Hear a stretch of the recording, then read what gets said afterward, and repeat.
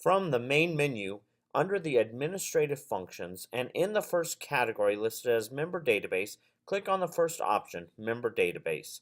When you click on that, it shows you an overview of your organization's database. By default, it is showing you all of your full members. This does not include such things as staff members or prospects or list-only members or things like that. To see those, you can click the drop-down menu and choose, for example, all record types. That is going to pull up everybody, any member plan that you have, whether it is list only or not. You can also look at any of these member types individually through the drop-down menu. These are all different member plans right here. The member plans here listed that have an asterisk next to them mean that they are a full member plan. The ones that do not have an asterisk next to them, these are prospect or list only ones. So we've got coupon email recipient, list only, past member, prospect, recreational assistant, social network only, staff, and TCS assistant, at least for this organization. Clicking on any one of those will pull up the list of only the individuals listed in that plan.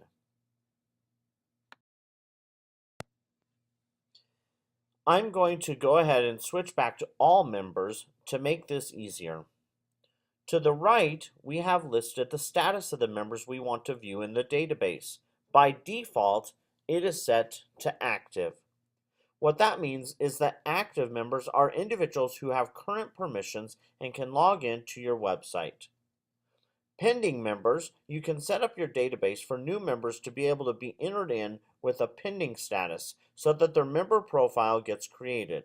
They can pay, you can look at all their information, but they cannot log in until they are switched from pending to active.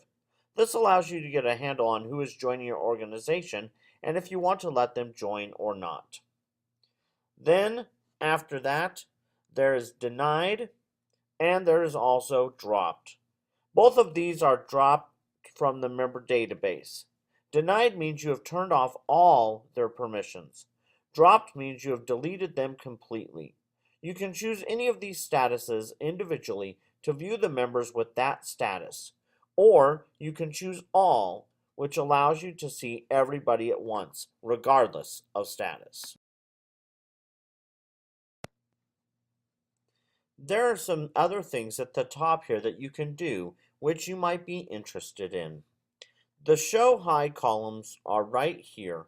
So right now these checked ones are being displayed, but you can click on others to add them to what you see on the screen, just like this.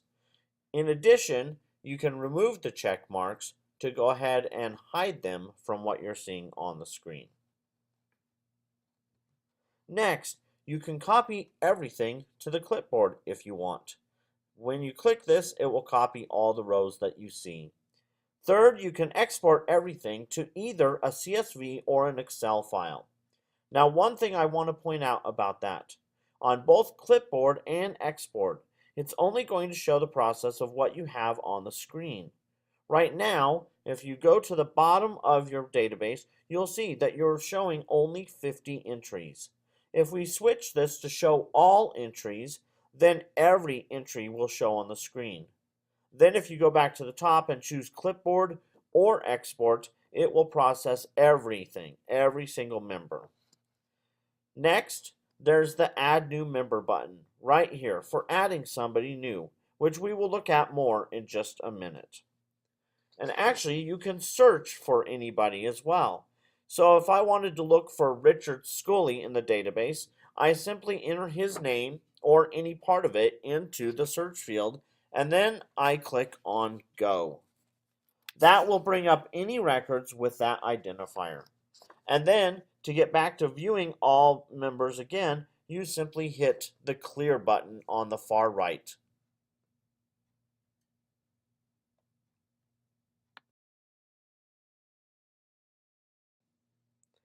Now we are going to look at adding a new member and see more about how these things are all tied together. First, click on Add New Member to bring up the window to enter the new member information. You're going to see here on this screen that you have a whole lot of options to enter. I'm going to go over these one at a time so you can see exactly what each one is for. But we're going to take it just one step at a time. This whole top section right here, I'm going to highlight all the way down a little ways, but not the complete thing. Now this is basically all just contact information for the person. You're going to be able to enter lots of basic information like their business name, their profile information. You can put in their website address. You've got their name, their address, alternate address information here. And if you're using the alternate address, they can specify that they want the alternate address to be used for mailings. So if you send them hard copies of anything, you can use that. And then you have the phone, the secondary phone, and the fax information right here as well. Next are the categories that I discussed in the training session titled Member Categories. As I said in that training, you can rename the categories to anything you would like. And here you can see the entire list of categories that have been set up to choose from. You can select up to 5 categories for each person in their member profile. However, if your organization is only showing 2 category fields and you would like that switched to 5, please contact us and we will be happy to make that change for you. You will also be able to run reports on these categories as well. Underneath the categories is the rec types. This allows you to enter each member into one of these recreation fields that will allow for some special personalized grids to display all of the businesses within that specific recreational category. This field must be enabled by the support center. So if you don't see this field and would like it activated, please just contact us. Beneath the rec types, we have the email field. This is a very important field because for any communication you do with the member, the system is going to look for this field in their member profile. That includes any broadcast messages, newsletters, billing, anything like that. You can also enter a secondary email address, and then any communication you send to the member will be sent to both email addresses. The username is next, and that is what they will use to log in. As long as you enter a username for them, we will simply enter Ryan in and save it. It will automatically create a password for them. You do not need to worry about creating the password. Next, we have their status. If they were in pending before, you can actually switch them over to active. Or, this is a good way you can put somebody in pending. Or, you can deny them from right here. In addition, you can drop the member by simply clicking on this link right here. The member type is right below the status option. These are the different membership plans that you can put them in. We covered how to set these up in the session titled Membership Plans. So here you're able to select the member type that you set up. Then, just below that, once you've selected it, is the employee count, where you'll list the number of employees the organization has. This will be especially important if you've set up any plans as a tiered membership plan. Again, please see the session titled Membership Plans for more information about setting up and using tiered membership. So for example, I'm putting number 21 in this field. This will automatically calculate the dues based on the number of employees that I've entered. Next are membership add-ons. These are additional features that you can add to your registration, but not every organization has chosen to turn this feature on. Also, please note that they are set up in the billing system. These are additional options that individuals can tack onto their membership if they want, and it will add it to their billing. Moving on, we have the member security level. There are only 2 different kinds of security levels. There's the regular member and there's administrative. You do have the ability to give people partial administrative permissions, which I will get to in just a minute. But for the most part, unless you want someone to have full access to your entire MMS system and to everything, you should make them a member. That way they will only have access to what you want them to have. Cross-referencing. What the MMS allows you to do is cross-reference one member beneath another one. This is useful in the case of family membership. where there would be a primary family member and then the other family members would be cross-referenced beneath them. Or for organizational membership. So the organization will be the primary member and all of the employees will be cross-referenced beneath that organization. If you set the cross-reference right here, it will put this member beneath another member. This is how you make someone a secondary member to someone else. So first you click on change, and then you click on who you want them to be a member beneath. You just choose it here, and that's all there is to it. Now this can work in the opposite way too. Skipping down here to the bottom, you will see cross-reference members. Add a record cross-reference to this member. This allows you to make somebody a top-level person. So if you click here, you can add a new member who would be beneath the member you're currently working on. The easiest way, however, is to find the members who are going to be the sub-members and then set them as sub-members in the upper section of cross-reference that we first looked at. Next, we've got the member's join date. Just below that is the option to assign a TCS assistant if you want to manage all of the TCS pages yourself, as well as the option to disable TCS. This may be used for a variety of reasons, such as if a member misuses their TCS page, the member works for an organization that doesn't allow for outside websites, or member plans that monetize the additional option of TCS pages for their members. One thing I'd like to point out before we go through some of these more advanced options is that some of these have an asterisk next to them, and some do not. What the asterisk means is that this is an admin-only field, so only admins are able to change this. A person cannot come into their own record and change their member security level or membership type or status, but they can change other things like down here. So they can exclude themselves from the public member list. They can include their city and state in Google Map results. You can also choose to send a newsletter by USPS. These are just some of the additional options that members can choose. Next, we have these lists: prospect list, then e-newsletter list, email list, and board member lists. As you can see, they have in parentheses prospects at, newsletter at, members at, and board at. These are different email lists, and they are useful in the broadcast messaging system. You're able to target only people on these lists. This is a great way for people to opt themselves in and out of receiving communication from your organization.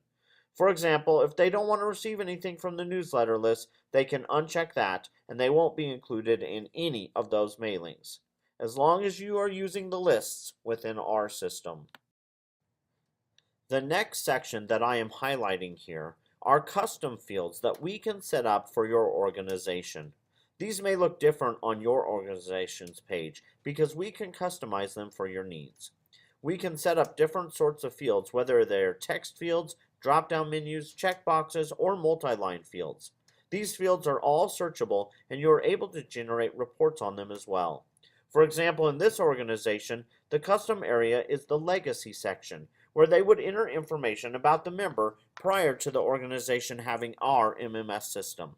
If you need custom fields set up, just let us know. After these custom fields, all of these checkboxes right here, these are the partial administrative privileges that I was talking about earlier in this training session. In order to use these, you want to make sure that the individual's membership level is set to member and not to administrative. Because if they are set to administrative, they have rights and access to everything. If they're set to member, they only have the rights and access to the regular member features. Then, if they're set to member and you check any of these boxes, it will give them administrative permissions for only that module. So for example, if I click on the calendar admin access, they would be a normal member in all respects, except now they'd be able to manage the calendar like an administrator. They could add events, delete events, change things, etc. And you can give an individual multiple permissions. For example, I may have someone in my organization who I don't want to have administrative access to everything, but would like for them to manage the calendar and the message boards and the mobile app for me. I would check these three, and then they could manage those just like an admin, yet without access to everything else. At the very bottom, I've already talked about the cross-referencing. Additional member info pages. These are specialized things that we have to set up for you. So if you need any of this set up, just let us know. If you do have this set up, please make note what it says, that if you have changed any of the information above the submit button, you need to make sure and click submit and then return to this page before clicking on any of the links. Member photos. They can click here to upload a photo for their profile. Then finally on this page, you will see the ECTown launch page. This will take you to the TCS setup and administration page for this member. After you click submit, this new member with all of the details and features you have entered here will be added to the entire database. Back here on the member database page, I touched on a number of functions available, but wanted to point out a few more. First, we're going to pull up a single record again, just like before. This will make it easier to see. On this, you can click the edit pencil icon next to every member. This will allow you to edit their record and edit their information. Next to that is the red X that will delete a member. However, we recommend that you go in and drop members rather than deleting them. Next to that is the little person icon. This is the info button. This will bring up a more extensive summary page about that particular member. It includes the member information, billing information, cross-references, contacts and leads, directory hits by month and year, and event registration attendees and transaction contacts. Next, if we go back next to the info icon, we have what you'll see is called the function wheel. When you click on this, it will give you a small pop-up window with quick access for various member functions, including change info, delete, the member info, billing information, referral to send this contact a referral, and contacts. A listing of all contacts made to this member. Finally, there's the TCS option. Clicking on this will take you to the Express TCS setup page, where the member can set up and edit their TCS page. Well, that covers most everything available in the member database. On the areas of customization, yours might look slightly different than this session, but the bulk of it will be the same. And remember, if you have any questions, please don't hesitate to contact us.